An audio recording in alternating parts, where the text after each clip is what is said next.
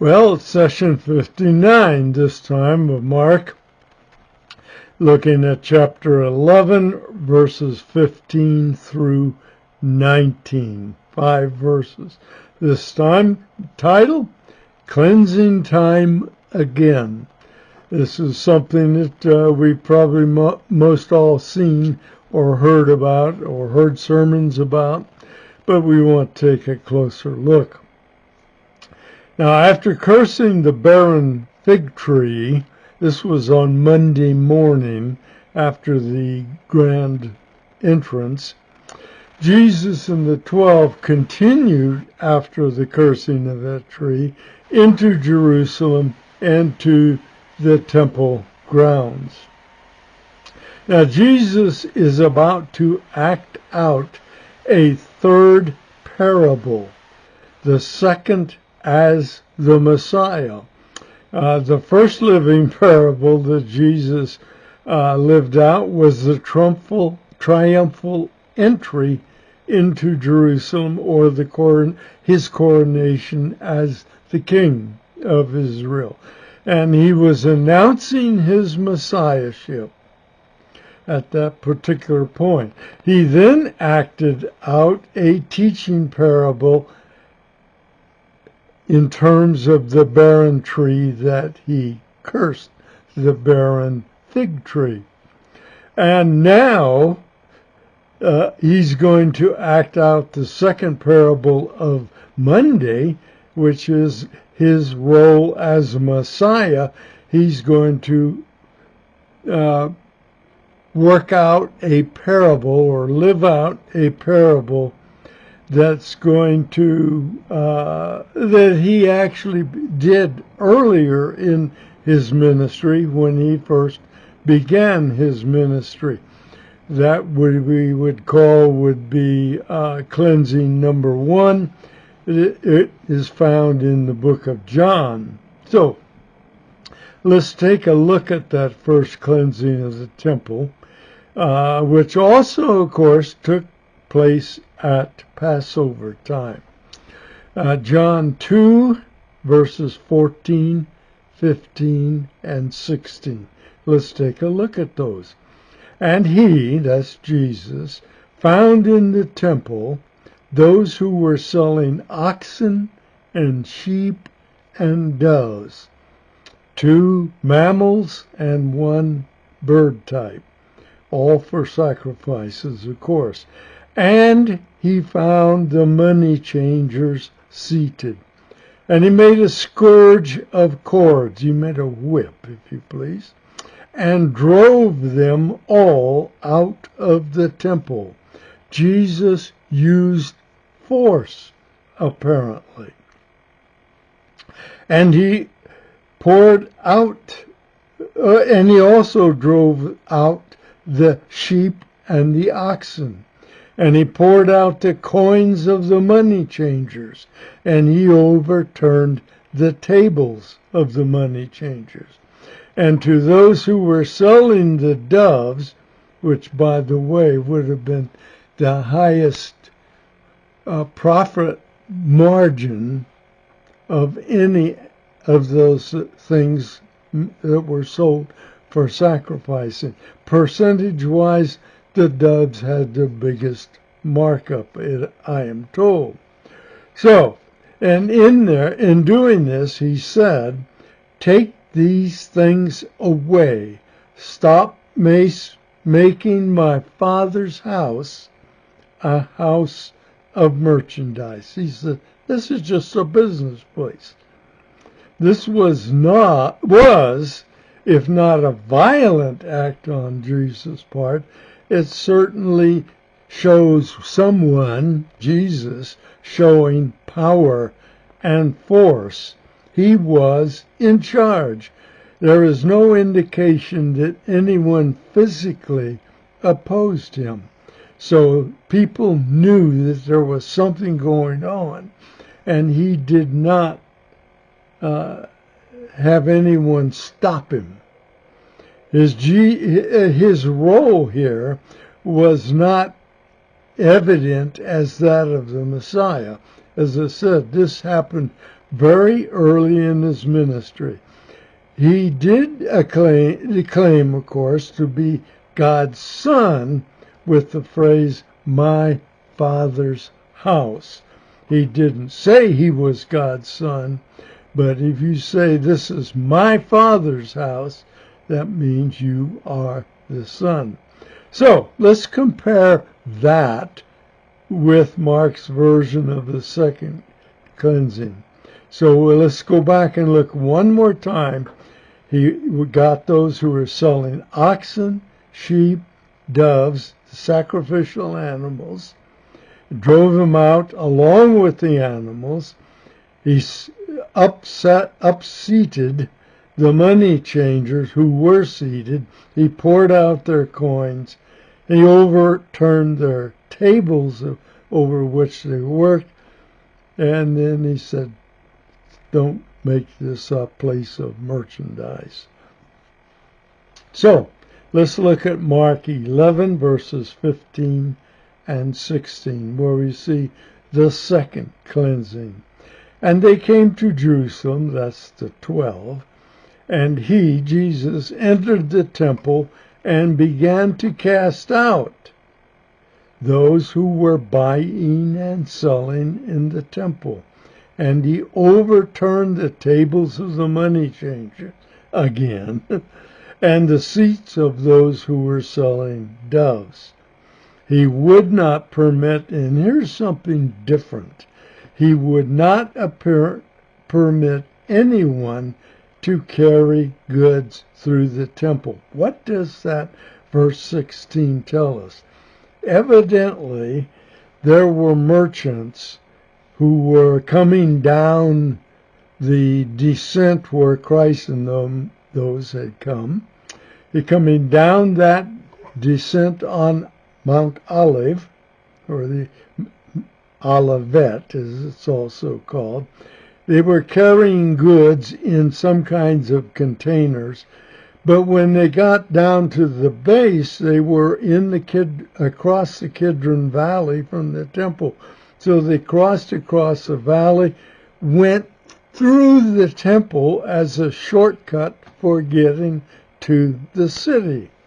And Jesus said, no, we're not going to permit that sort of activity. So, let's go again. He makes no mention of a whip, as John did, but he was definitely in charge. From the beginning to the end, we see no evidence during this process that anybody challenged him. He was a forceful individual. You think of him as a meek and mild man, or even as a little baby at Christmas time. No.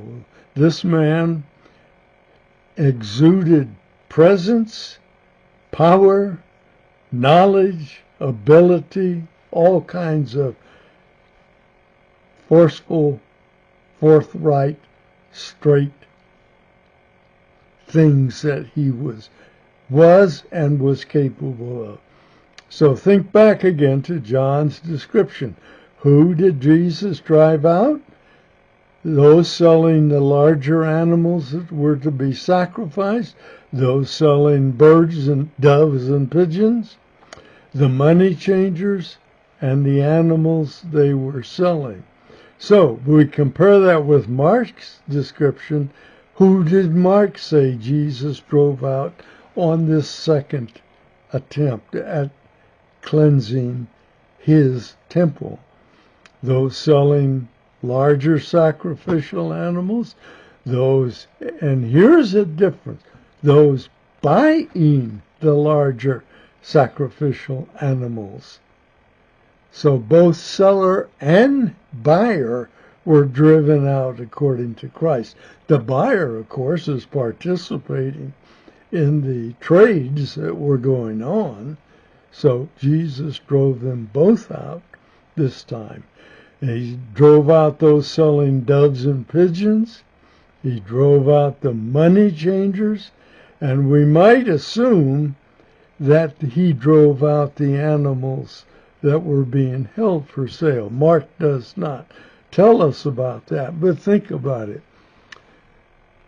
You have all of this going on, so you have the sight of the activity, you have the sounds of the activity, you have the smells of the activity. I think Jesus drove out the animals also because he's getting rid of sight, sound, and smell, trying to clean up the temple as a place for worship, of course. In short, the second cleansing removed from the temple all sounds, all sights, all odors of the commerce conducted in God's house, the temple. So, consider this. The temple was the only place in the world where God could be worshipped properly, worshipped in the manner he chose. That's the only place this can happen. And it had been turned into a place of noisy, smelly business. Think about it for a minute. Where did this take place? It most likely, most scholars seem to feel, took place in the court of the Gentiles. You have a portico all the way around the temple. Then inside the temple, you have this court of Gentiles all the way around. And then there's some inner areas. Now, Gentiles could only go as far as the court of the Gentiles. So the only place that Gentiles could worship God in the manner God chose in terms of sacrifice, worship, and so forth was in the court of the Gentiles. And now it's noisy, it's busy, it stinks. Worship was not easy or even possible. Well, on the other hand, who profited from this? And he answered, almost every scholar believes, the priestly contingent. And they're going to Jewish historical documents and found that the priests were likely among those selling or changing money. Priests could have been the businessmen in some of these events. Others who were not priests had to pay a handsome price for the privilege of selling animals or acting as money changers. And where did the money go? Into the priestly coffers. So the priestly order, at least in general, was the beneficiary, as far as money is concerned, the beneficiary of this kind of activity. And by whose authority was it all taking place? Whose authority was Jesus annulling? Or whose authority was Jesus stopping, blocking? That's easily answered, folks, and I think you probably know it. The high priest.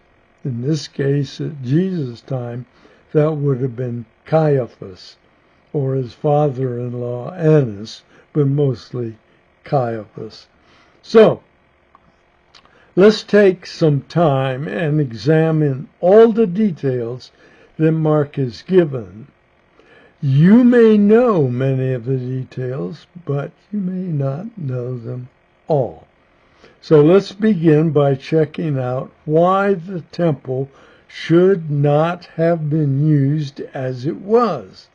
It was designed, and here it is, it was designed to be a place for everyone to worship Yahweh, whether that person was Jew or Gentile. Let's go back to the Old Testament. I'm looking at Isaiah 56, verses 6 and 7. And this is Yahweh speaking.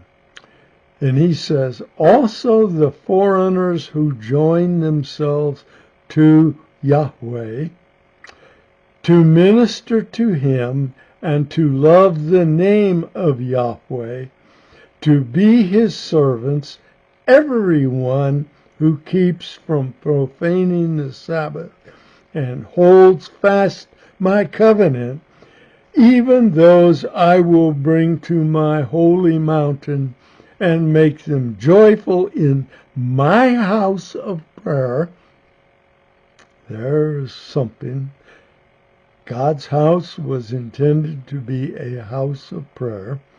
Their burnt offerings and their sacrifices will be acceptable on my altar, for my house, the temple, will be called a house of prayer for all the peoples, Jew or Gentile. So from the very beginning, God intended for both Jew and Gentile to worship him properly in the house of the Lord, in the temple in Jerusalem. And where was the business of buying, selling, and money changing taking place? As we mentioned a minute ago, in the court of Gentiles, the one place Gentiles could worship Yahweh according to his design. But now, space that was desecrated with the noise, sights, and smells of commerce. Remember that the temple was the only place of legitimate sacrifice, the only place the priests served the people. Desecration of God's holiness would result in his judgment. And that's exactly what Jesus is doing. As he cleanses the temple, he's judging that aspect of Jewish life. Jesus was now acting as Messiah. He's on a divine mission. He's opposing all that offended God's holiness and the teaching of error. He's on a crusade, if you please, against those things. What was the supposed purpose for all that was going on? It was supposed to be for the convenience of the pilgrim, so that he didn't have to bring a kosher animal to sacrifice maybe hundreds of miles if he was not from that region. He'd have to take and carry or drive or carry, whatever, a kosher animal to sacrifice. But this allowed him to not do that, but he could secure a ritually pure animal locally, at least one that would be stated and accepted as ritually pure. Interestingly, even if he brought with him a kosher animal, he couldn't be guaranteed that it would be seen as kosher by the priests. So, but if he bought it here in the temple, guaranteed. For the convenience of the Sadducees, not only the convenience of the pilgrims, but for the convenience of the Sadducees, who are the primary ones who profit from most of the sales and the money exchanging. Evidently, those doing most of the selling were priests who were high up in the priestly hierarchy, or they were others who paid, as we said earlier, a high fee to the priestly order for the right to do business. Why were the sellers of doves and pigeons mentioned specifically? I believe it was because they were mostly Sadducees, and they overcharged by the highest percentage rate for those sacrifices required by people who were poor. Actually, it was not a requirement. It was a permission to use a bird for many sacrifices when the poor could not afford a lamb, a bull, and so forth. So, they were probably the highest scalpers, if you please. And the money changing, Yahweh commanded an offering of half a shekel, for every male over 20.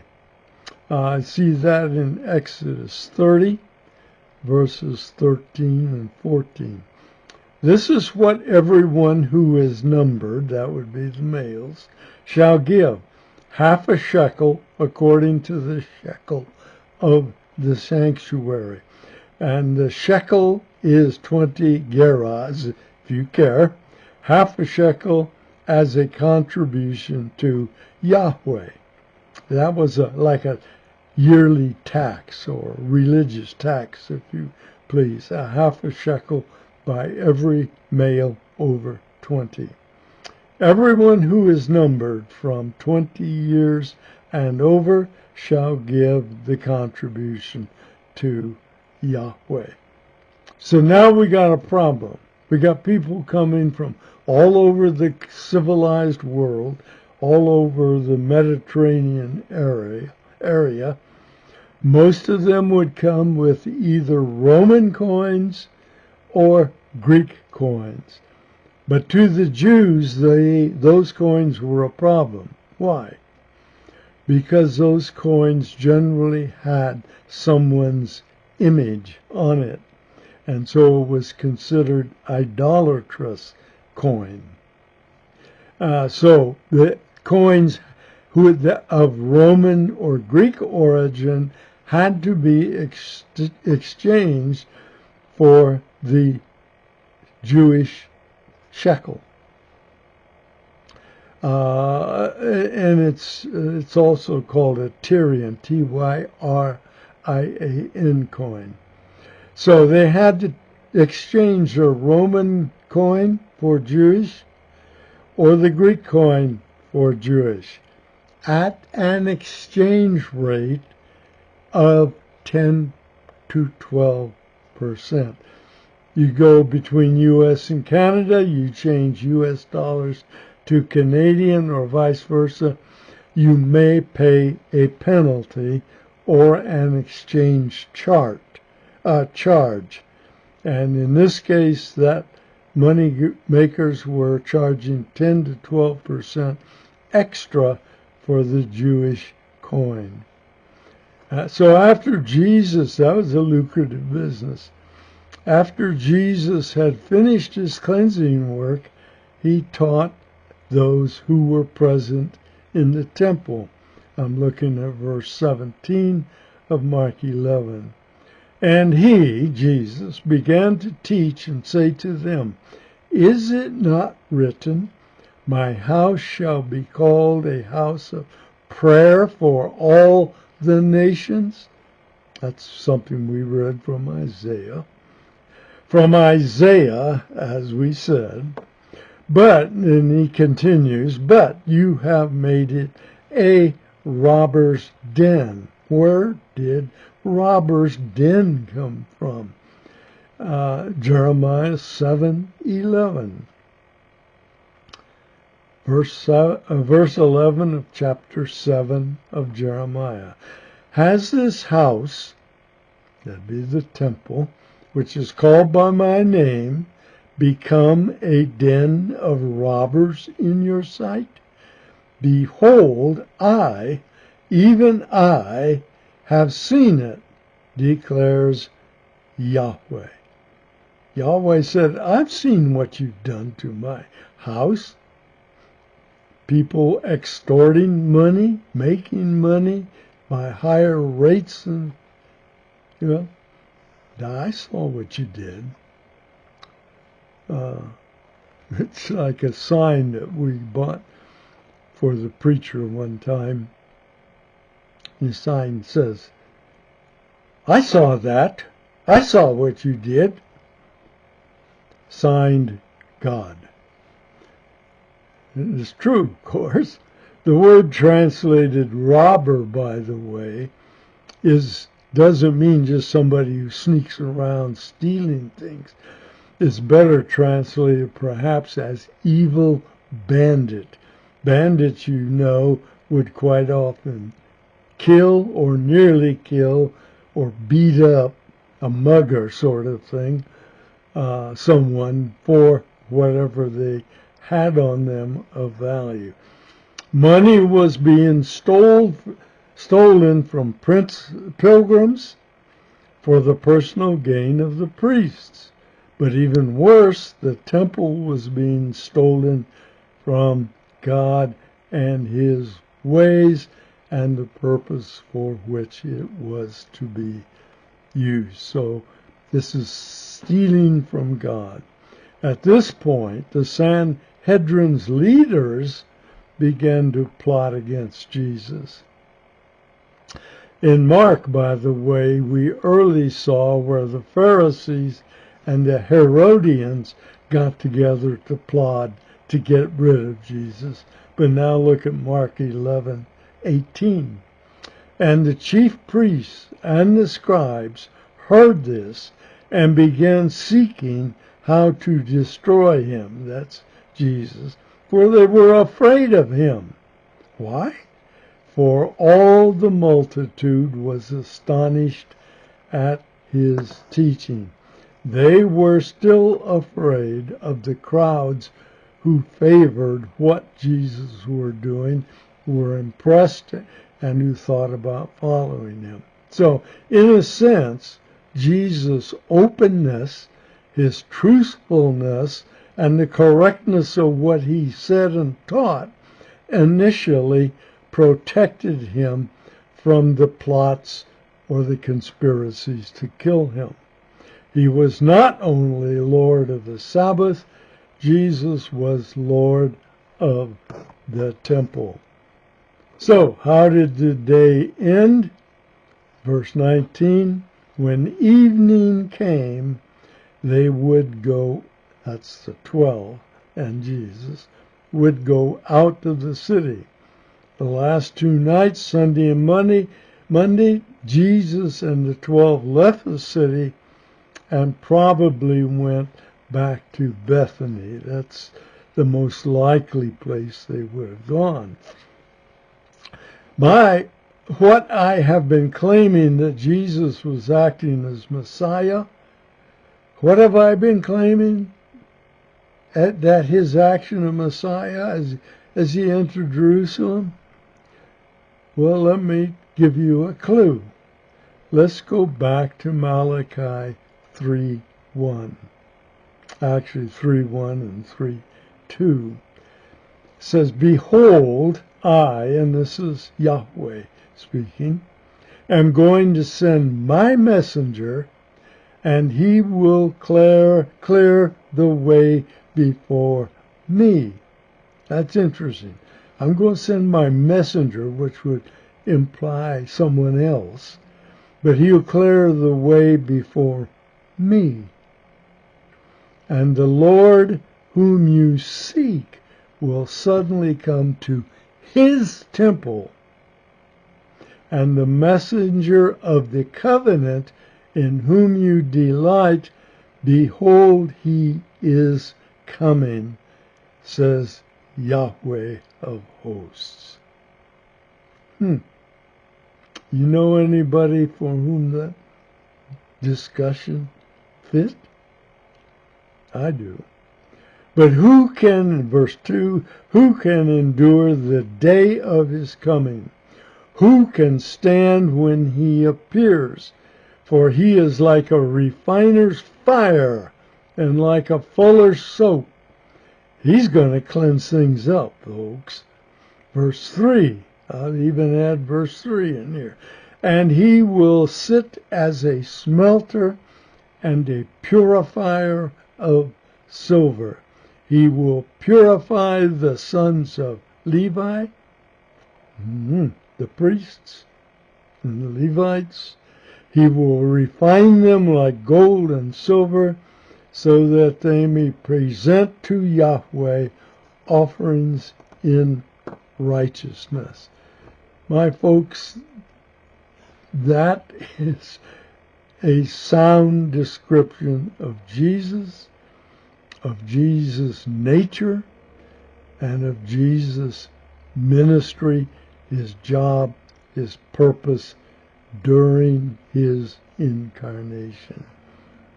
The Lord whom you seek will suddenly come to his temple. So Jesus is going in. This is my temple. I'm going to cleanse it. The smelter, the purifier, the fuller's soap, the refiner's fire. He's coming. Well, in that day he was there. Who can endure the day of his coming? Who can stand when he appears? Who stopped him? He was in charge the whole time he was clearing out that temple. Nobody stopped him. Nobody got in his way. Doubtfully anybody really challenged him. And Jesus, on the contrary, had challenged Caiaphas' authority and claimed a higher authority than that of the high priest. The high priest said, you can do this business. The Messiah says you cannot do this business. Guess who held the day? He had pointed out that through Isaiah, God had given Gentiles rights of worship in the temple, and he just claimed the right to universal worship of Yahweh without any Jewish restrictions. And now, what do we see then? We see that he had secured conspiracies on the part of the Pharisees and the Herodians first. We saw that back in Mark, somewhere around chapter 3, verse 6, I think. Then the leaders of the Sanhedrin, whichever way it is properly said, there were conspiracies for calling for his death too. So he had secured to himself two different sets of conspirators, both of whom wanted him dead. Next time, when we meet, we'll look at the result of the cursing of the tree and a bit of Jesus' further teachings of the 12. So hang with us, please. We'll see you at that time.